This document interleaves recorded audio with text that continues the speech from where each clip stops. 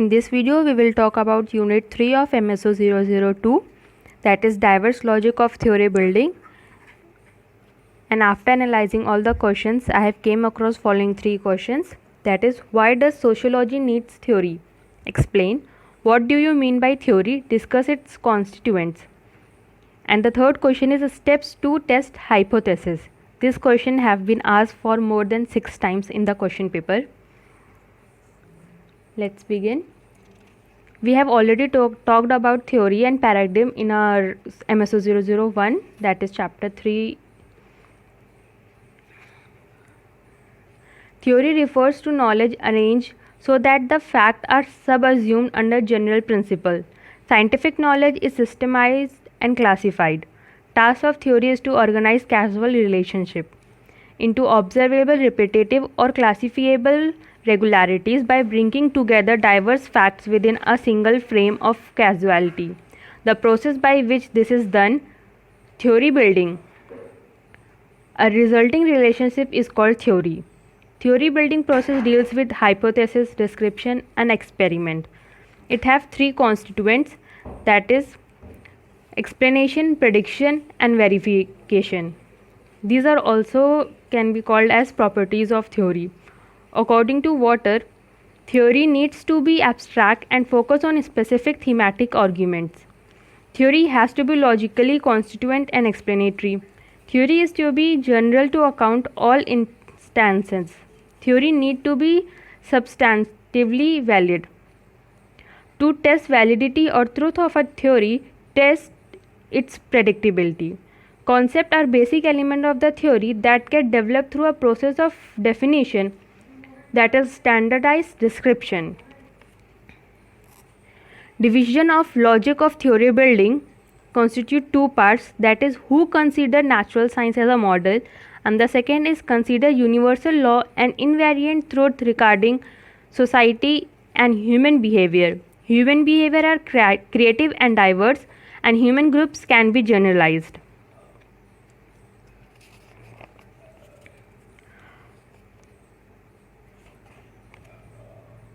Theories connect concepts to one another in a logical manner. Concepts are abstraction made by recording structural properties selected from visible traits on basis of a statistic. Certain properties considered to be true at one point of time may be given up or modified when fresh evidence come up. Propositions in all science are always open to scrutiny, and continued research in a scientific manner means that we keep testing earlier statements for their validity. Thus, science is never-ending process. There is difference between theories based on construct and experimental laws based on fact.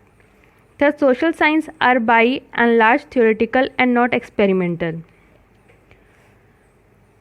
Value-oriented bias of social science inquiry for theory formation includes 4 points. First is selection of problem. Second is determination of content of conclusion. Third, identification of fact. And fourth is assessment of evidence. Let's talk about them briefly. Selection of problem is the choice of subject matter. A feminist will choose movement problems, whereas Marxists will choose agrarian or exploitation of worker topic. The determination of the content of conclusion, criticism of theory are based on content. Identification of fact means facts and value are not distinguishable. The assessment of evidence means process of evaluation is also value loaded. Thus, it is the basic assumption on which the theory is formulated and other scholars need either accept or reject on the basis of basic premises. Theory is formulated out of a statistical generalization with the still plenty of scope for varied interpretation. There are 2 tasks of theory. First is to explain reality and second is to generate a hypothesis. And there is need of a theory, and the need is due to principles are summarized with the relation between them. More abstract a theory means more generalized a theory. It means that they have a wider application. Theory is a necessity for it simplifies the task of dealing with reality. We can talk about 2 types of theory. First is formal theory and second is miniature theory. Formal theory is inclusive. It aims to isolate a single set of principles based on foundation for social life. It's a paradigm give birth to grand theory. Explain every phenomena, not very predictive but except in broad senses. The second is miniature theory. It is a partial theory, middle range theory. It endeavored to explain specific but generally branching out events or a specified type of social process. It does not contradict other accepted theories. To test a theory, we need to check how well each proposition of theory conforms to data.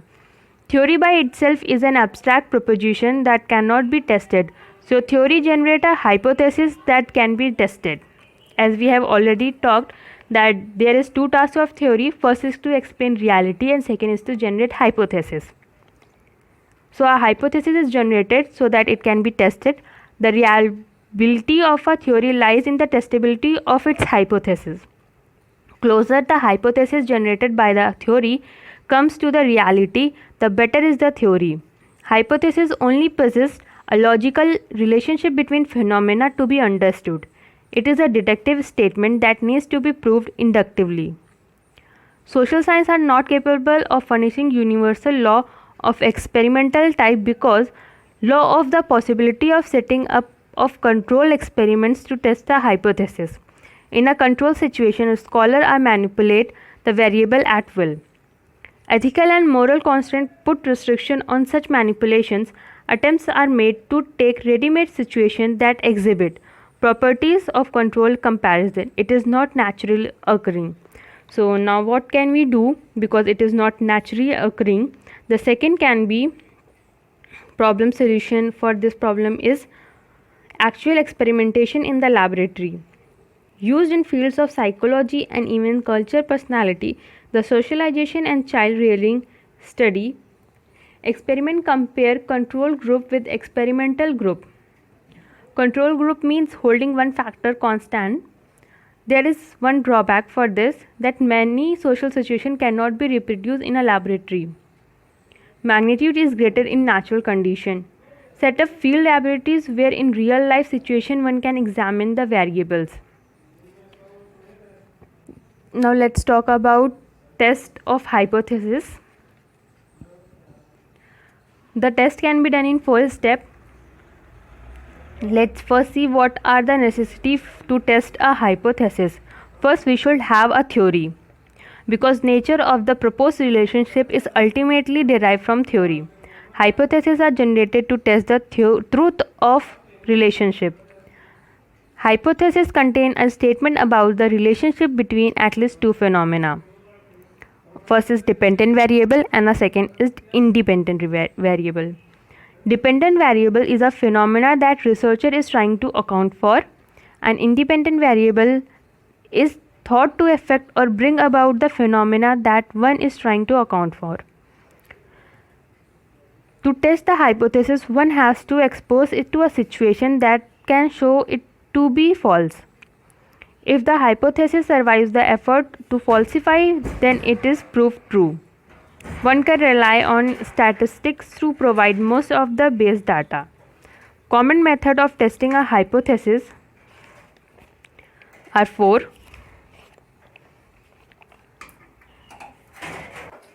First is pre-testing of a post-testing paradigm. Study the field prior to the introduction of a variable and after its introduction. There are 2 dangers. First is one is not sure about the variable under consideration being responsible for the transformation, and second is extraneous factor problem, that are external factors. The second method is statistic group comparison paradigm. Instead of studying the same field situation before and after, one compares 2 similar field situations, one with and the other without the introduction of the independent variable. The third method is non-equivalent control group paradigm. One compare one field situation before and after the introduction of an independent variable, but also compares it with a field in which a variable has not been introduced but which is similar in all other respects. The error can be some sort of selection process has already taken place for the introduction of the external variable. For example, population size or caste composition may vary. Now the fourth can also be included in the third part, or it can be separately written as the fourth method, non-equivalent control group paradigm. Here everything is same as third. To remove the possibility of error in the third method, everything is like the third paradigm except that the field situation are chosen at random and not selectively. It depends on possibility that there are enough field situation of similar type and researcher access that. As social scientists, one must be sensitive to the existence of alternative explanation even if one has proven the hypothesis. Rigidity is not a virtue because social science research of real life situation is complex and multifaceted. So there can be a rival hypothesis construction, and it is a standard procedure to test the efficiency of research. There are 4 factors such as effect of selection, reactive measurement effect, the effect of uncontrolled extraneous variable, that is external variable, and interaction effect involving selection.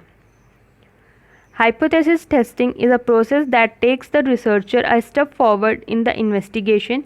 It is the example of the organized skepticism of science. It reflects the rejection of any statement without empirical verification. The middle range theory emerged through hypothesis. Please like, share and subscribe.